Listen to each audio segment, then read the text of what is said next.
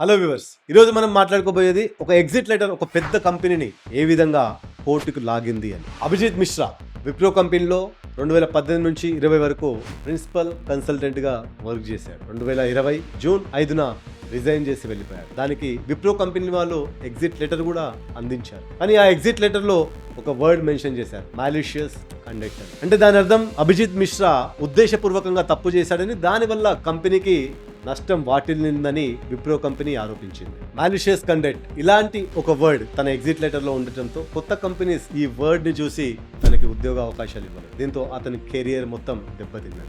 అభిజిత్ మిశ్రా ఢిల్లీ హైకోర్టులో 2025 July 14న defamation case వేశాడు. విప్రో తన ప్రతిష్టకు భంగం కలిగించిందని, తన కెరీర్ అంతా నాశనం చేసేసిందని దాని సారాంశం.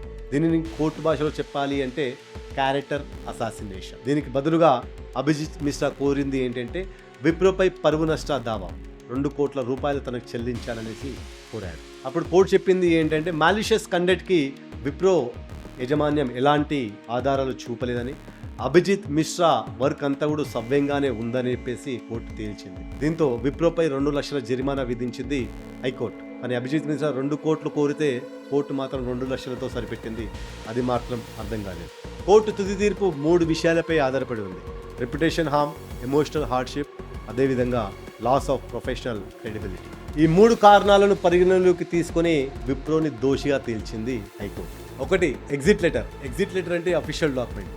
అందులో రాసే ప్రతి మాట బాధ్యతాయుతంగా ఉండాలి. ఉద్యోగిపై ఏదైనా ఆరోపణ ఉంటే దానికి సరైన ప్రూఫ్ ఉండాల్సిందే. సరైన ఆధారాలు లేకుండా ఇబ్బందికరమైన కామెంట్లు ఎగ్జిట్ లెటర్ రాస్తే అది లీగల్ బ్యాటిల్కి దారితీసే అవకాశం ఉందని ఈ తీర్పు మనకు తెలియజేస్తుంది. చివరగా exit letter, notice period, severance pay ఇవన్నీ కూడా చాలా కీలకమైన విషయాలు. ఎప్పుడైనా మనకు ఈ విషయాలలో అన్యాయం జరిగింది అనిపిస్తే కోర్టులో పోరాడే అవకాశం మనకు ఉందని గుర్తుంచుకోండి.